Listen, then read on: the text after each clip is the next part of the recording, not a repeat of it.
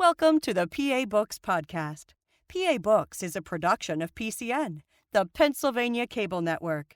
This program features interviews with authors of books on Pennsylvania people, history, sports, business, nature, and politics. We hope you enjoy this podcast.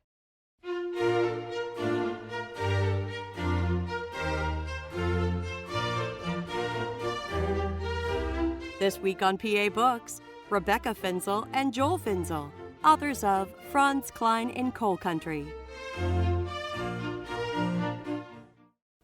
Our guests today are Rebecca Finsel and Joel Finsel, and they are the authors of this book, Franz Kline in Coal Country. Rebecca Finsel, we'll start with you. If someone knows nothing about Franz Kline, what should they know? That he is one of the major American painters in art history. He changed the course of art history by bringing the focus of European artists to America during abstract expressionism. And I mean, he lived for his art, so I think that's what he would want to be known as, a very important artist. When did he paint? He painted roughly from the late 30s to the early 60s. And Coal Country? Coal Country, he loved Coal Country. He came to Coal Country after he had been in an orphanage for several years. So when he got to Coal Country, it was almost like the promised land. He didn't have any rules, he didn't have a regimented life anymore. He could do what he wanted, think what he wanted. It was just a wonderful time in his life. And that's Lehighton, Pennsylvania? Lehighton, Pennsylvania. Where is that? That is about 2 hours north from Philadelphia. What, about an hour from Manhattan? Yeah, it's in Carbon County. It's about a few minutes from Jim Thorpe, Pennsylvania. And it's also kind of tucked right in the middle of Allentown and Wilkes-Barre. And it was an old railroad town. It wasn't necessarily like a coal mining town because they had the big roundhouse there.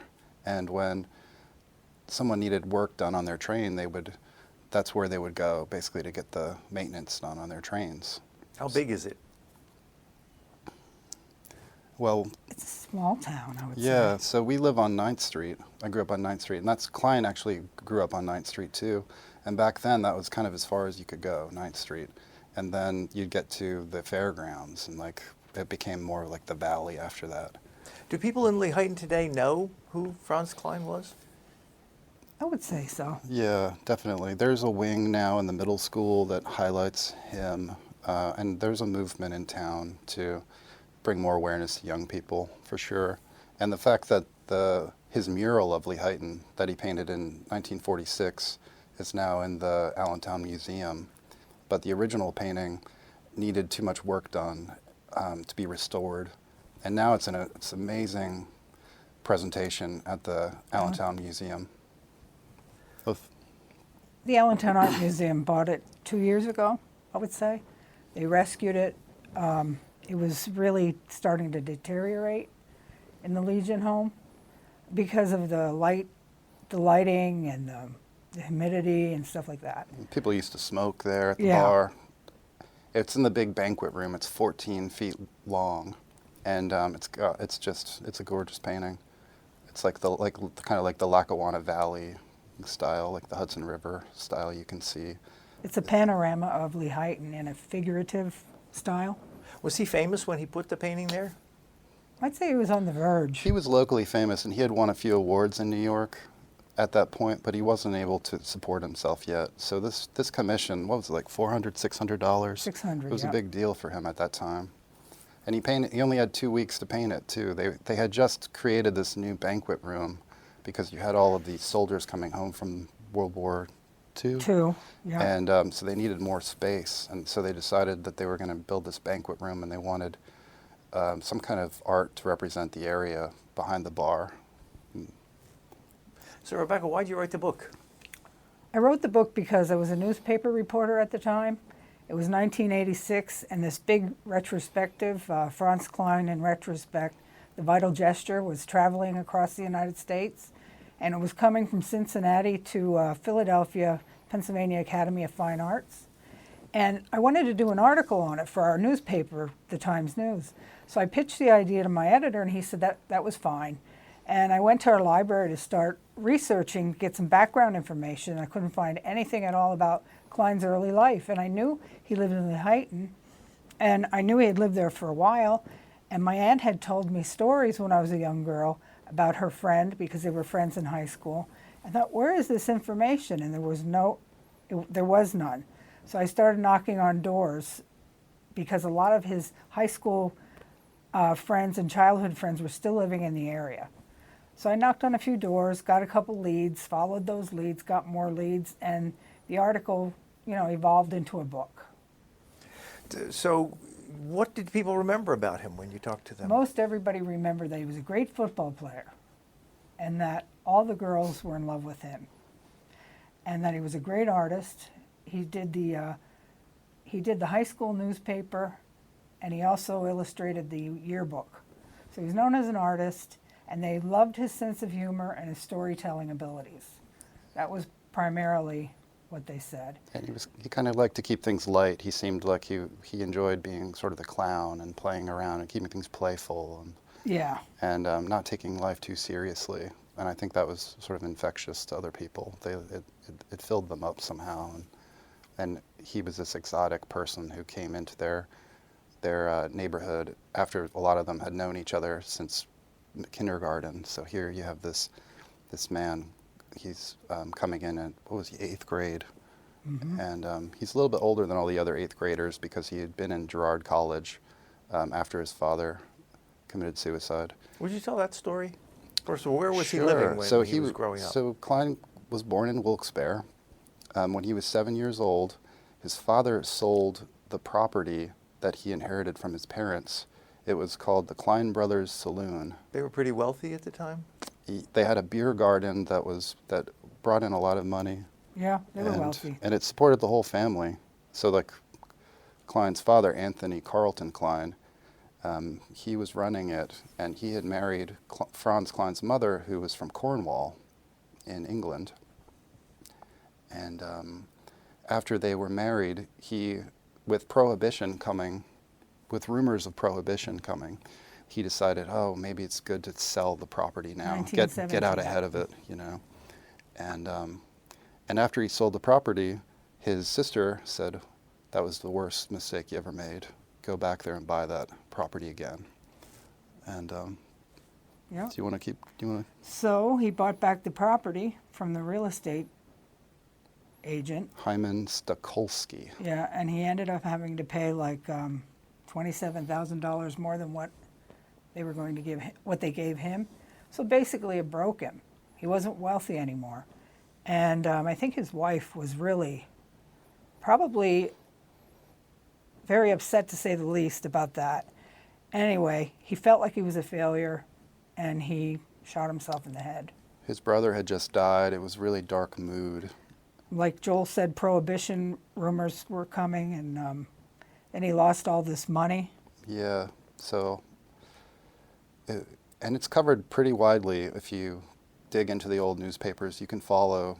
It was sensational. You can follow it because Franz Kline's mom ended up suing the real estate developer, and she actually was assaulted by him.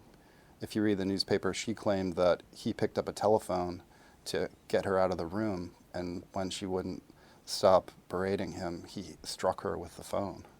And so he was sued by her, and she eventually won some money out of the settlement. But you can follow all that through the old newspapers, so it's really interesting. Yeah, it made sensational headlines. So she's there with 4 kids, and no husband now. And went from wealthy to broke overnight? The only money they had was in a trust fund for their educations. Yeah, so his mother decides to go to nursing school, and she has to divide up her children in various ways. And 2 of them go to a group home affiliated with her church, and another one goes with a family member. And Kline is accepted at Girard College, the school for fatherless boys here in Philadelphia. And he would spend quite a few years there before his mother finally was allowed to bring him home to Lehighton. And he had no family contact those first few years because she was going to nursing school and she couldn't visit him. So he was there for holidays and he was there for summer vacation. Oh, he didn't come home for the No. summer? In 1920, he started coming home for the summer to Lehighton after she remarried. Yeah, you have in here something about his mother had been writing letters to Girard College president for almost 5 years, seeking a loophole for her son's early release. Sounds like Yeah. prison. You were signing your child away to the city of Philadelphia, essentially, at that point, if you were allowing them into Girard College. And you can follow that in the documents as well, what you were signing. And you were basically indenturing your child. Mm-hmm. And they couldn't leave until they were 18 or they graduated. And it was kind of a vocational certificate. It wasn't a high school diploma. And that was the main thing that Kline's mother was disappointed with because she expected all of her children to go to college. His sister will become an English professor. His brother will become a principal. So she valued education beyond anything else. Did he much. write about his time at Girard College? No, he didn't. But luckily, we found somebody that went to college, or went to Girard College at the same time as him, and also attended a special art class with him at Girard. There were 12 kids that were picked for this special art class, and Franz Kline was one of them, out of 1,500 students. Once a week, I guess, they painted in Founders Hall, which is a beautiful building. It looks like the Acropolis. And so I was able to correspond with this man who went to Girard with Franz, and he gave me some good background information. So we were we felt happy that we had him to, get information from. Robert Shear. And they have a file on him that we were able to access. Oh, that's right, yeah. Yeah, and there's been a lot written about Girard College over the years, and there's a lot of great old postcards and things like that that are in the book that are fun to look at.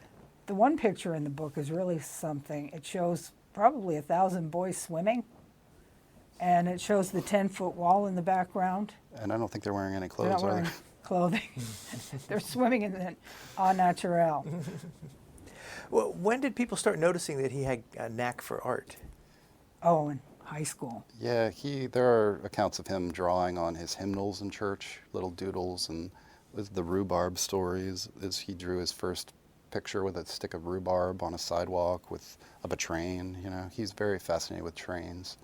They saw trains as like the way we think of people like LeBron James now. They were superstars. The trains were like the idols of the kids back then.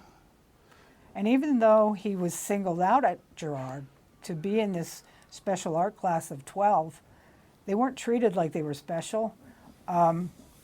Robert said that they were treated as if they were odd, because any boy who would want to trade time outside, playing baseball or playing games and attending an art class was looked at like kind of strange. And he didn't receive any awards there. He wasn't really singled out as an exceptional art student other than to be in the class itself. And it seemed like every time you went and talked to a new person about Kline who had known him, a former classmate, they all had something in their attic that they were willing to show you that had his doodles on it, or it was like a sculpture he made or something like that. And that was part of the research I never expected, was people to pull out their early Franz Kline works and share them with us for the book. Do they appreciate the value of them? Do they realize what they've got? No, not really. I don't think yeah, so. in Lehighton, Kline has always been sort of a controversial figure because everyone loved his figurative work. They loved the pieces that they could sort of understand what they were seeing. And then when he switched to his abstract pieces, which brought, like the one that sold for over $40 million in the 1957 Untitled Black and White, it was in 2012 it sold for $40.4 million. Those pieces, the people in Lehighton were just like, they kind of threw up their hands, some people, and they were just like, interesting. Yeah, most of the people I interviewed that went to school with him or was friends with him, they did not appreciate his abstract work. They felt it was kind of like a betrayal as to who he was before. The Franz that they knew. Why would he choose to do abstract work when he had the ability to do realistic work? Well, he evolved into abstract over a long period of time. Yeah, the New York School, as he was a founder of the New York School with Jackson Pollock and Mark Rothko and Lee Krasner and all those big names. And all of them were coming up in a time when photography is sort of taking over, and so they're moving into these realms of like in their unconscious and these spontaneous actions. They called them action paintings. And so it was like you were in an arena with your painting and you were just working out something in that moment, whatever it is. And it's funny though, because one of the things that my mom discovered is a friend of Kline's from his college years in Boston. And one of the things that we were able to republish in our book is an unpublished essay that he wrote about Kline in the 1960s. And he mentioned some insights into Kline's life about how he felt about abstract work early on, and he's sort of making fun of abstract expressionism. Kline was? Kline was. He didn't want to have anything to do with it. He was saying it seems like, he was like throwing up his hands and saying, it seems like to get noticed in New York, you have to do something so outrageous, you know. And we have that. I think that's a really interesting perspective, that intimate perspective that Frederick Ryan's essay gives on Kline. And then later on, we have a quote from Kline saying he never expected to be this abstract, like the way he's being described in the newspapers to him is all just sort of. He never expected any kind of celebrity. He just followed the muse. How famous was he at his peak? Well, he was invited to the White House by Jacqueline Kennedy when the French Minister of Culture was coming to allow the Mona Lisa to leave the Louvre and come to the United States for the first time. He was given the chair of the art department at Yale, but he was too sick at that time to accept it. He was called the Elvis Presley in art by an Australian newspaper. You said that Nelson Rockefeller had one of his paintings in the governor's mansion? He had Corinthian 1, and then the governor's mansion burned down. And he asked Franz Kline if he would give him a duplicate of Corinthian 1, and he said no, that he never duplicates a painting, so he did Corinthian 2 for Rockefeller. And he did one for Adlai Stevenson? He did. He did a poster, an Elect Adelaide poster. Yes, during the election, he was trying to help him, you know, did some posters and things like that. What does his artwork look like when he started out, like when he was in high school, early on? Pretty typical. Yeah, he wanted to be a cartoonist originally. That wasn't typical. He wanted to do smart illustrations like Phil May and things that were more slick. Yeah. He was always. He liked clowns. He did a lot of clowns. He did Crazy Cat a lot, which is and Joe College. These common illustrations from that time. He would do them on like his friends' rain slickers and stuff. He excelled in high school as a cartoonist. Nobody could hold a candle to him. His cartoons were so refined and so far beyond what anybody else in high school was doing. Paintings, not really that exceptional. Didn't do many in high school, but he painted murals for extra money. Yeah, a lot of bar rooms. Yeah, barroom murals he did. He got a lot of compliments on those. A roller skating rink, which is the lost murals of Kline. That was a show in the 80s, I believe. Yeah, at Bucknell. Bucknell. Oh, those are murals he did where the buildings were torn down? Yeah. Yeah, they used a saber saw to cut the cement in order to protect these murals. Oh, they were able to save the paintings? I think all but one. All but one, yeah. The family did. They went in with, like Joel said, a saber saw and cut them out. Did he have a teacher who was like his guide, or did he just have it? You mean as far as art, like an art teacher who took him under his wing? No, he didn't have anything like that. He just had it. Maybe at Girard College in that special arts class, he found some kind of catharsis from what was going on around him, from the pain of his losing his father. Yeah. And because we know that his teacher there, Miss Edith Breggy, has some paintings and some pretty good institutions. Yeah, she studied under Charles Woodbury. She went to the Pennsylvania Academy of Fine Arts School in the 20s, so she was really a good artist as far as a teacher goes. Yeah. She was the daughter of a prominent judge in Philadelphia, Reggie, and I think he did feel special being in that art class. Yeah, and when you look at the Lehighton high school yearbooks leading up to Kline, you're like, oh, you know, high school art. And then Kline comes in, and you're just like, oh my Wow. God, these things, and Who they is sell. this? They sell for a lot now. Oh, the yearbooks do? Yeah, even the yearbooks Yeah. of his cartoons and things. Mm-hmm. They do. Occasionally, They have a real, one will pop up on eBay, and it'll be for thousands of dollars. yeah. Yeah. And you said you found some of his mother's nursing school books Oh yeah, I did. in a flea Her market? notebooks Lehighton? at the Lehighton Library in a book sale. Yeah. There they were, 3 of them. Anna R. Kline, beautiful handwriting.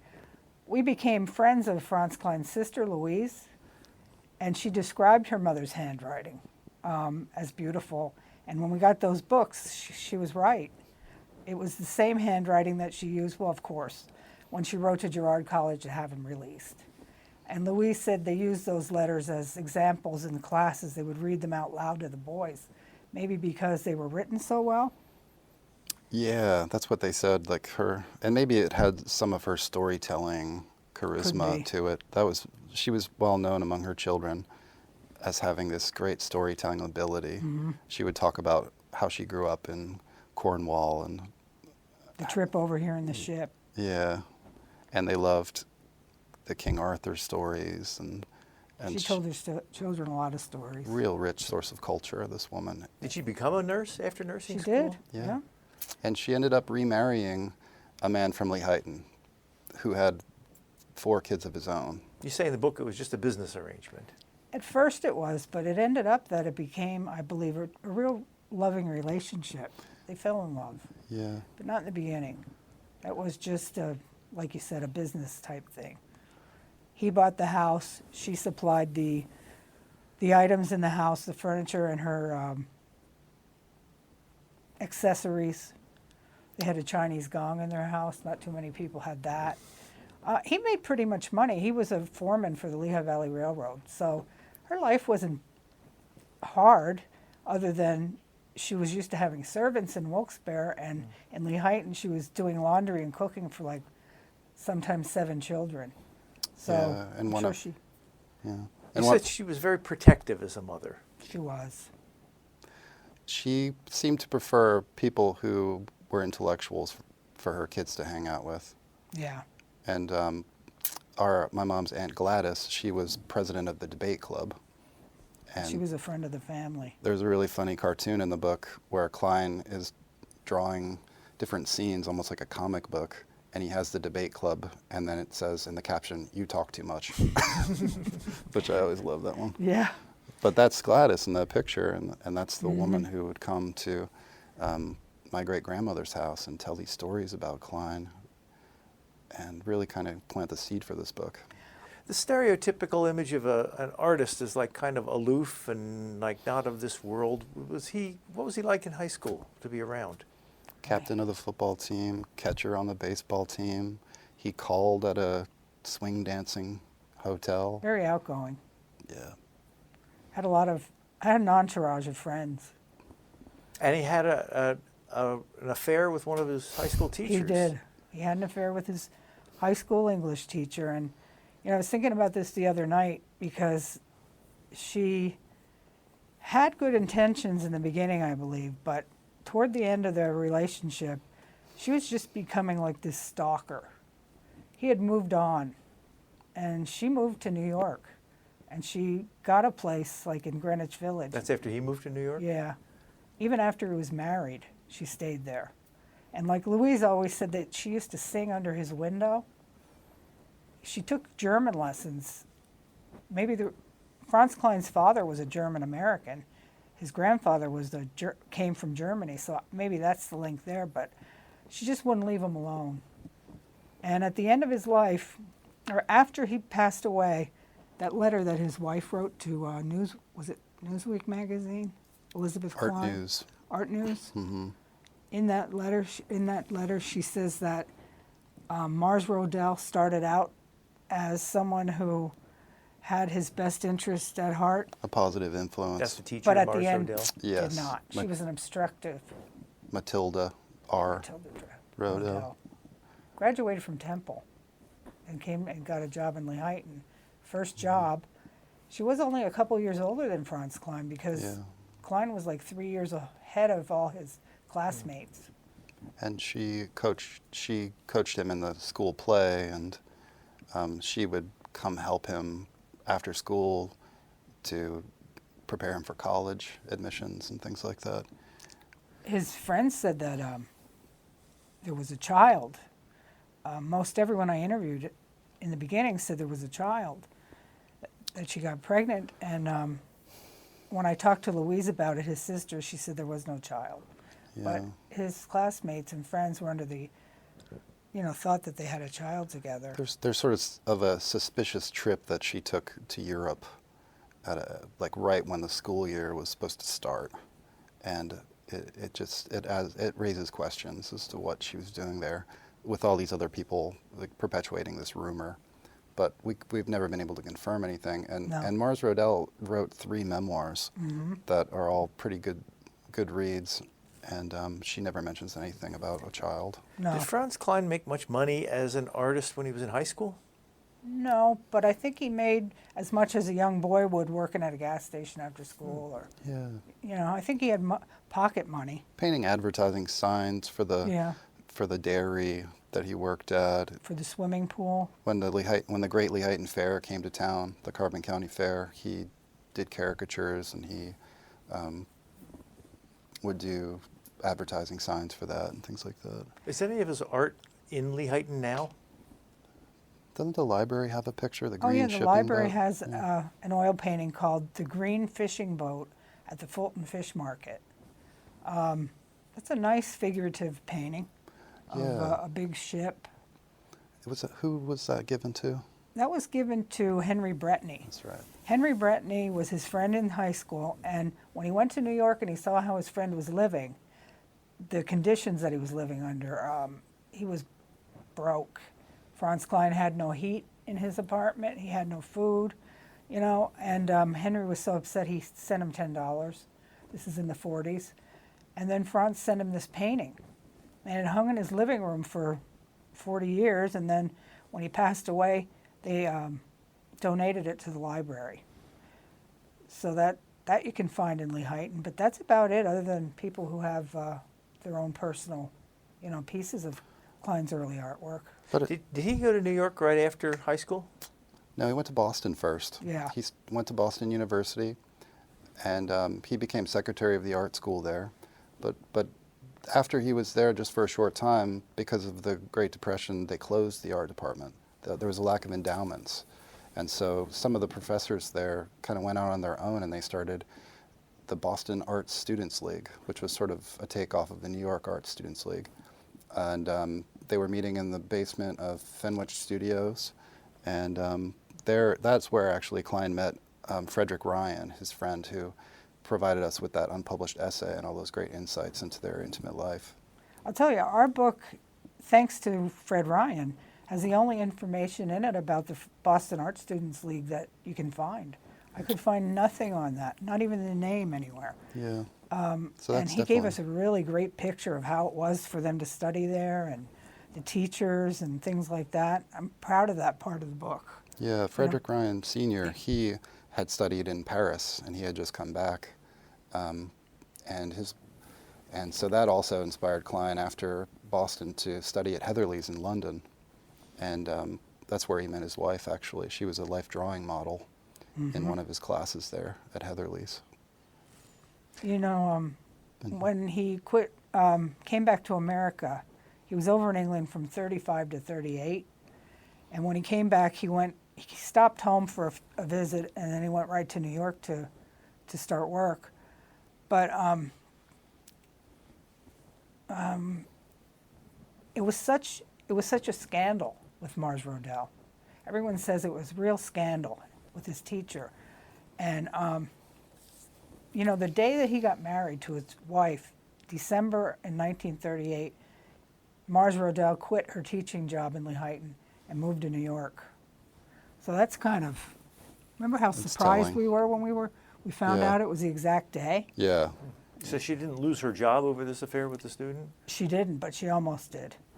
She didn't lose her job. She's lucky.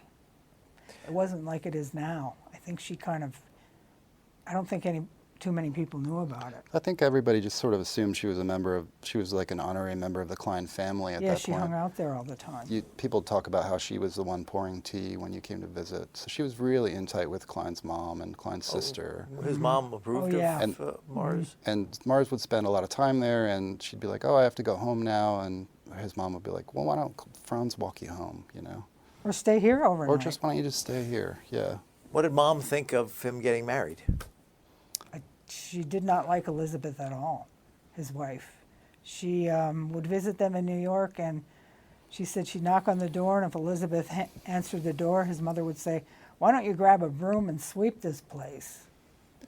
You're not doing anything. You know, you should be doing this, you should be doing that." But his wife was ill. Yeah. She had schizophrenia, so she really had a tough time of it. She was a former ballerina, and she had been presented in court in England. But her father was an important military officer. Mm-hmm. And this is when World War II is going on, and her parents are afraid that eventually the Nazis are going to start, taking over London. And she has all kinds of issues beyond just, she's afraid for her parents' life. She's afraid of Nazis herself. She's living in a cold water flat, where you have to heat up water for a bath on with the tea kettle. They're hungry. It's dark. And the mood of the times, I think, may have contributed to her mental illness. Mm-hmm. But she did believe that she would have Franz check to make sure there were no Nazis attacking. And he moved her to Lehighton? No, but he would bring her to Lehighton sometimes because his mother was a nurse, and he brought her to Lehighton the 2 weeks that he painted the mural. And his mother took care of her because she was reclusive. And they said she would stay in the bedroom all day, and then at night she would come out and walk around in her nightclothes, or she'd sit in front of a mirror in the bathroom and she would brush her hair for hours, put makeup on. Nobody else could get into the bathroom. Louise tried to get her outside a few times to take her for a ride, like up to Jim Thorpe, which is beautiful, and she wouldn't go. And she said, "I know Franz is a concert violinist," she said. "I know that he's out tonight giving a concert, and he won't tell me where it is." So she had she hallucinated. She just was getting worse and worse. Was she ever institutionalized? She was, yeah. She was institutionalized for maybe 6 months in the 40s, 1946, and then again for 14 years. And when he and his wife were living in New York, was he supporting himself just on his art? Any odd job he could find at that point. Yeah, he created theater sets with Cleon Throckmorton. He painted gold leaf on a door for a doctor's office. They would hang out at the Cedar Tavern, and they would just hope that opportunities to make money would come in. Yeah. Did it? Enough, I guess. Enough for him to stay on as an artist, to keep painting, keep hoping. Yeah. Was there some breakthrough painting or breakthrough moment or breakthrough show that he had?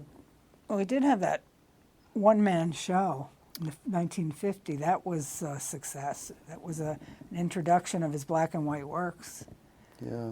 But and the Newman or the Truman Prize. Yeah, the Truman Prize in the that he early won 40s. 2 years in a row. That was a big deal. That was probably the first time he was getting exposure in the New York Times. What's the Truman Prize? S.J. Wallace Truman Prize, National Academy of Design. They give it every year to an artist, a promising artist at this show.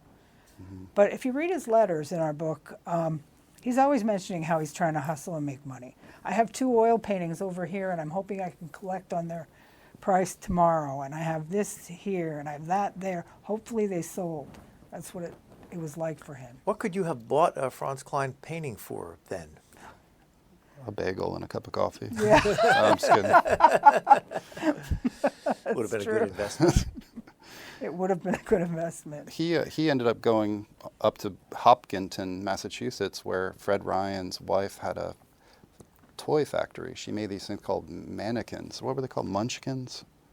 They something like that. They sold at F.O. Schwartz. FAO Schwartz. FAO Schwartz. Yeah, so he would spend time building dolls in this doll factory for extra money. So he would do just about anything at that time. And he would really have to do a lot of finagling to even get there because of his wife. Yeah, oh, the She letters. wasn't able to travel, and Yeah. then he was not able to leave her home alone. So he was always trying to get people to stay with her. Or, one time he had to get a hot water heater put in so she could get a shower finally. That would make things easier for her. He was always striving. And he's always saying, hey, just advance me a little bit of money to get me there, He always needed that little bit more to tie things up before he could do anything. He didn't have it easy. You said there was one painting he did, Palmerton, Yeah, that got Palmerton. some Palmerton, attention. PA. Yeah. That was the first Wallace Prize winner. And that is in the Smithsonian Museum of American Art. Palmerton, PA, it's called. He won $400 Yeah. for that. And then the following year, it was the Lehigh Valley Winter. Lehigh River. Right, Lehigh River Yeah, Winter. sorry. And then let's go back to this painting, Lehighton. Can you talk about it some more and how it came to be there and what's in it and why is it special to you two? The mural. Yeah. Oh yeah, the mural is really a special painting, and now it's in the Allentown Art Museum, as we said. And it's a panorama of Lehighton, and it contains a lot of areas that meant something to him as a boy. Yes. The high so, school, the football practice field, his mother's church, his family his home. childhood home. There's just everything you can think of. There's the cemetery where the Moravian Massacre took place in the 1750s. There's 3 trains. Yeah, 3 There's trains. the beautiful Lehigh Gap in the river, in the mountains. There's his friend's airplane above the fairgrounds, Yep. which we believe he was taken up in the airplane to get some perspective for the mural. His high school friend Stanley Harleman, who Kline will actually name a very important painting after Harleman, one of the major abstracts. Stump took him up in his plane to help him with the perspective. But it's an amazing painting. It's 14 foot long. It was commissioned by the American Legion, Post 314, and they were creating this new banquet room for all of the soldiers coming home from the war. And the person who was in charge of the Legion at the time owned a paint store in town. And he had actually, his store had given Kline an award when he was in middle school. The Bayer paint store, Yeah, right? Bayer. Honey Bayer. And Honey Bayer, who my mom was able to interview for the book, describes Kline working on the picture. She remembered him working on the mural. She said the gesturing and things was just fascinating to watch. And she said he stood on this little landing, like 2 feet, and just, swept these strokes. And she watched him every day and then became this mural.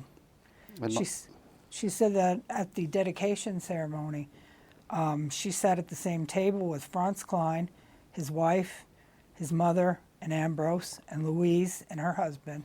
And she said Elizabeth just clung to Franz Kline, his wife, just looked like she was just going through some terrible, terrible circumstance. She was pretty ill at the time. You said before we started this that you discovered a little heart painted above his childhood home in that painting? Yes, well, my mother did in the 80s when she was on a television show called Coffee Break. They had taken off the protective glass, so you didn't have all of the glare so much on the piece. And she was standing right in the middle of the mural behind the bar, so really close and intimate with it. And Talking to the host, who was G.B. Miller at the time. how do you remember that? And that there it day? was. I said, "What is that?" I said, "There's a heart above his house." And he said, "What do you mean?" And I said, "Look there in the black. There's a heart there." And he said, "Oh my gosh, yes it is." And then he announced it. He was announcing this on the air for the first time. Rebecca just discovered a heart painted above Franz Kline's childhood home on the mural. We can tell it's his house because it's right next to the entrance to the fairgrounds. So it's very specifically his house. And it's right in the middle of the painting and painted in like a dark green or black. It's camouflaged. And it's right above the steeple of the house, and it's unmistakable.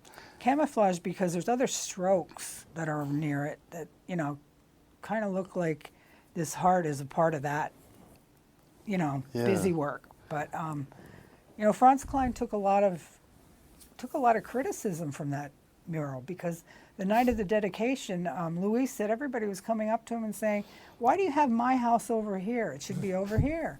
Why do you have his house aside of your house? It shouldn't be there." And she said, Franz said it was something that he painted that brought to mind a verse from Wordsworth, something remembered in tranquility. He had a great line about people being right all the time, people wanting to be right all the time. He said being right is the most excellent thing that nobody ever cares about, or something like that. Now, this painting, Lehighton, is fairly realistic. I mean, you can Yes, recognize his houses and railroads.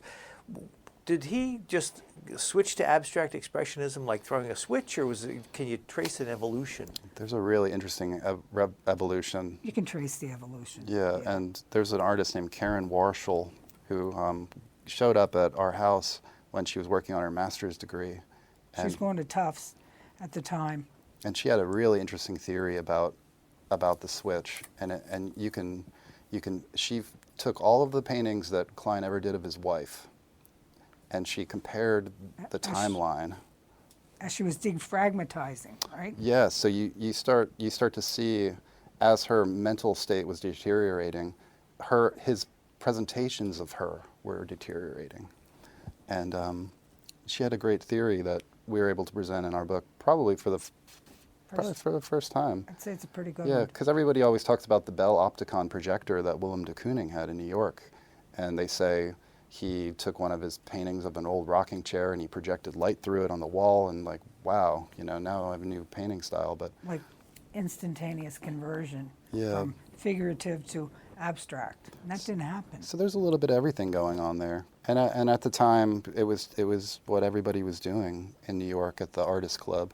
So Mark Rothko had a studio in Greenwich Village, and he had these weekly salons there in the 50s, Yeah. or the 40s.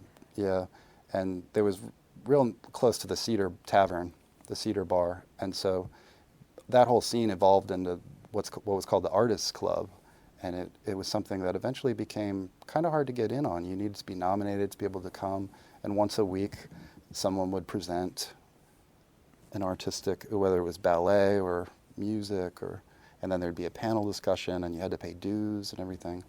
And so there was a very vibrant scene, like fomenting of all these new ideas, and with Jackson Pollock and Lee Krasner and Mark Rothko and Hans Hofmann and all these people experimenting in their own ways. When you say abstract expressionism, what does that mean? It means that it's not realism.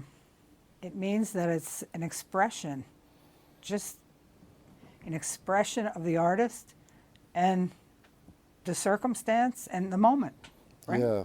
Yeah. It's a hard term to describe. Yeah. Because you can say, okay, that's an abstract expressionist painting because it doesn't resemble anything you necessarily recognize, but no two abstract expressionists would really do the same, So it was about going inside yourself. Instead of reflecting the outside world, it was about kind of portraying what was inside you and having these emotional connections with the viewers. And you see the evidence of the profound effect that it had on people. Like, who is that actress? Heidi Lamar. Oh, Hedy Lamarr, yeah. Yeah, she mentioned in a letter how she saw Kline and it just struck her. And the sweeper up after artists, the Ballier, what's his name? Irving Sandler. Yeah. He talks about how Chief. He talks about how when he was in graduate school at Columbia in New York, he was just walking through a museum and he saw a Kline painting, and it just struck him in this way that he knew he needed to be an art critic. What's so special about those? I mean, on the abstract surface, you painting. look at them, and it's just a couple of black slashes on a white background. But there's also white painted on it as well. So it's not all black paint. The white and the black are both painted on there. And you really need to stand in front of Yeah, I one. was going to say, if you see an abstract in a book, it's not going to have the same effect as if you're standing in front of one in a museum. And there's a great one at the Philadelphia Museum right up the road here. Yeah. And they're at pretty much every major Torch's museum. Mauve is in the Philadelphia Art Museum. Yeah. What I wanted to say about Kline, back before he became an abstract painter, was there came a point in his life as an artist, because of what was going on around him, he wanted to become an abstract artist. He had the desire. Prior to that, I don't think he did. I don't think it interested him. But if he wanted to become a success and make a career as an artist, I think he got to the point where he said, I've got to find my style. I've got to find my signature style. I now want to be an abstract painter. Yeah, I think so too. You say in your book that Jackson Pollock adored Franz Kline's work. Yeah. He Yeah, did. we have a great scene of a fist fight that they had at the Cedar Bar in the book that I think is worth reading. Pollock was a character. Pollock was He's yeah. kind of a jerk, honestly. It seems really, like. I don't see too much desirable about He his liked to personality. he liked to go up to a table where people were having a nice date and just like pull the tablecloth off and Pick their glass up and throw it against the wall. Franz Kline was so generous and kind. He was a real sweet and sincere person. yeah. He was real. Kline was one of the few people that would give it back to Pollock. So Pollock would come into the Cedar Tavern, flip Kline off his bar stool, and Kline would be like, "Hey, hey Jackson, leave me alone." He'd sit back down, he'd flip him off again. Kline wasn't afraid to give him a few in the gut. Well, Kline was pretty muscular from sports, and they said he still had an athletic body build when he was in New York.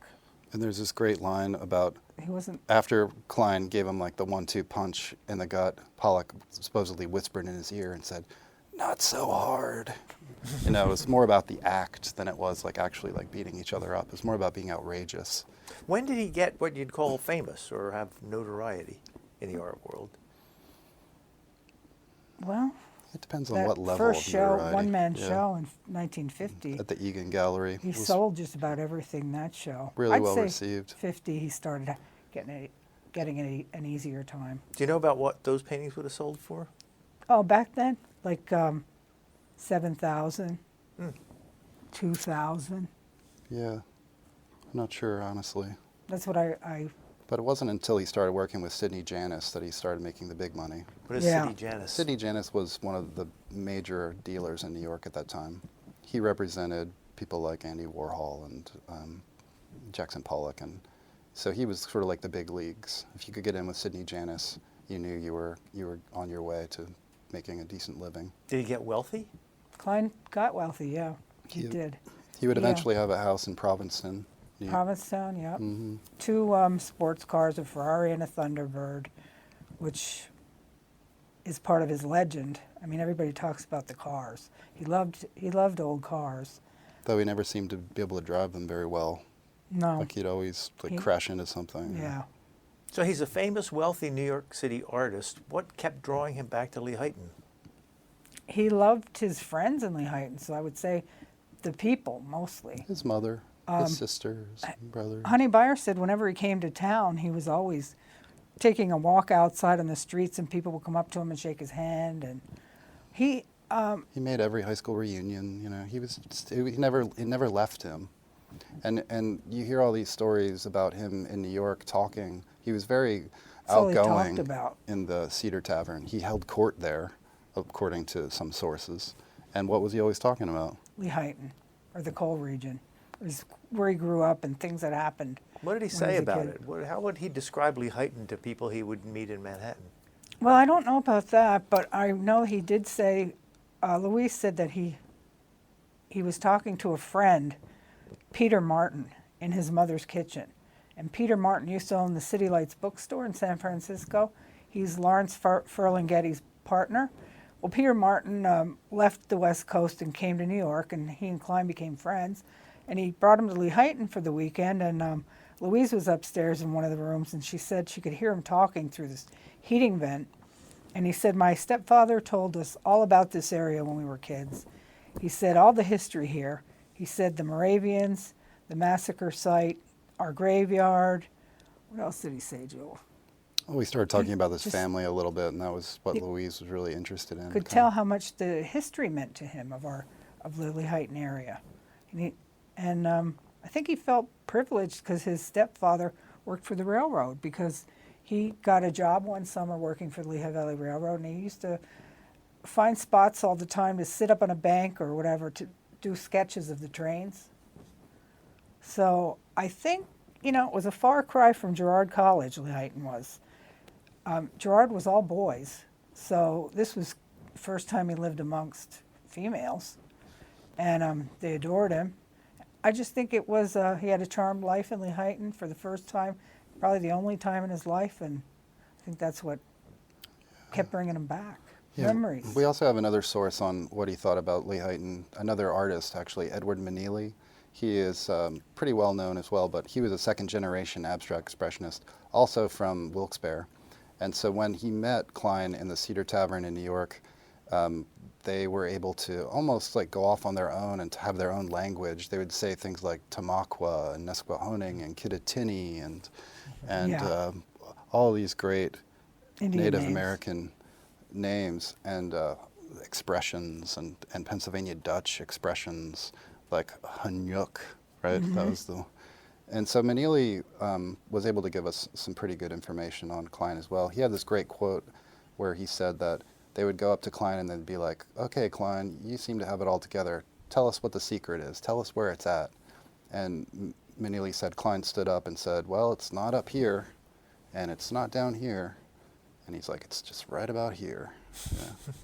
And I always loved that. Yeah, That's that's a great line. One of the things you hear about abstract art is people say, oh, my 8-year-old kid could paint that, or a monkey could paint that. And you say here, could a child really paint just as well? Scientific evidence indicates otherwise. They did a study of that? That's right. They took work from abstract expressionists, they took work from children, and they put them on different cards, and they sometimes labeled them what they were, sometimes didn't, sometimes labeled them wrongly as like a check on themselves. And in the end, the evidence proved that people were more drawn to the actual abstract expressionist work than the work done by monkeys and children and whatnot. I was glad you had that info. Yeah. What do you like about it? About Kline? Yeah. When my mom started this book, I was, how old was I? 8. 10 years old or something.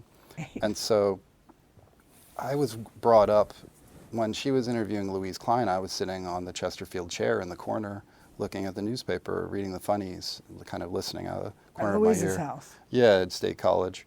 And when we would go to museums, we would play this game where it's like, okay, kids, who can find the Franz Kline? Because I have 2 brothers. And so I was always brought up, and it was like Kline was part of the family in a way.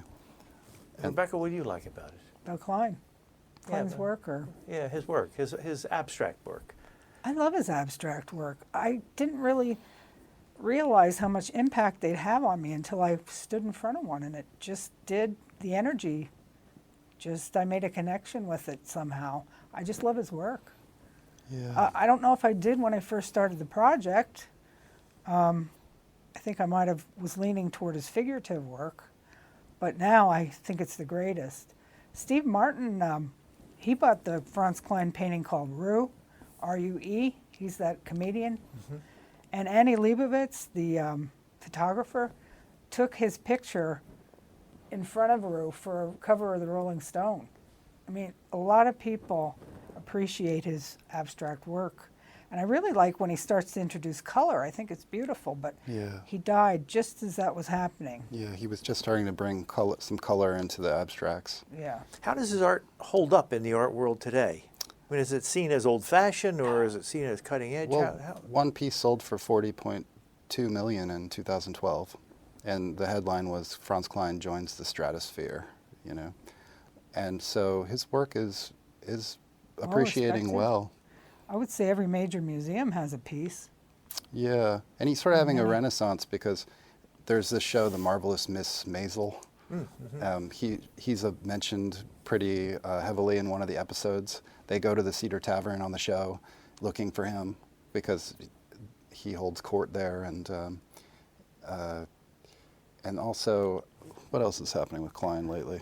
His life is just so interesting. I mean, we didn't even touch on his life with his wife. You say his life reads Yeah, like a novel. it reads like a novel. We think it would be a great film. It would be honestly. a great film. It's got all the characteristics of a great film. It does. So in Pennsylvania, if somebody wants to see Franz Kline work, where should they go?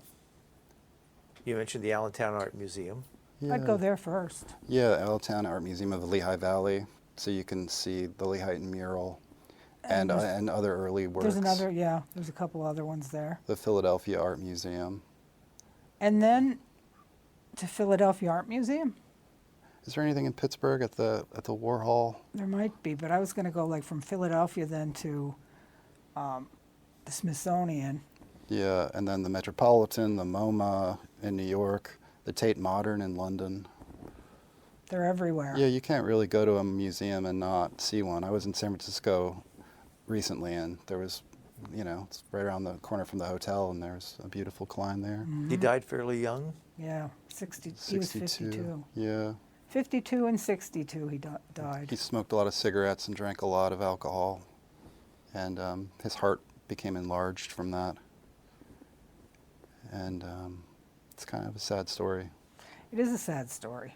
Was he at the peak of his fame when He was. He was. He was died? at the peak of his fame. It was like he was wealthy for a couple years, and then he was gone. He had just returned from this like worldwide tour of Europe because he was in the biennial over in Venice, and they treated him so well over there. He had a limousine, and they were treating him like a celebrity. And I think he deserved some comfort because of what he went through, and he's finally getting some of that at the end. And I think he was just the kind of guy that people like to hang out with. Some artists can be hard. Like, who wants to deal with a guy like Pollock who's just going to like push all your buttons and make you mad all the time? People like Kline, he was playful, he was fun, he made everything just better by being around him. That's the sense we get from all of his old friends. He went to his last class reunion in Lehighton at the Legion home, and his mural was still there. But his friend said he didn't mention the mural. Nobody really said anything about it. And when they asked everyone to stand up and say what they accomplished in their life, he stood up and said he got a Ferrari. But you couldn't get out of third gear or something like Yeah, that. which is Well, we've been speaking with Rebecca Finsel and Joel Finsel, and they are the authors of this book, Franz Kline in Coal Country. Thank you very much. Thanks for having us. It's a real pleasure. Thank you. You've been listening to a podcast of PA Books, a production of PCN, the Pennsylvania Cable Network. Full episodes of PA Books, as well as other PCN programs, are available to stream with the PCN app. Visit PCNTV.com or the App Store for details.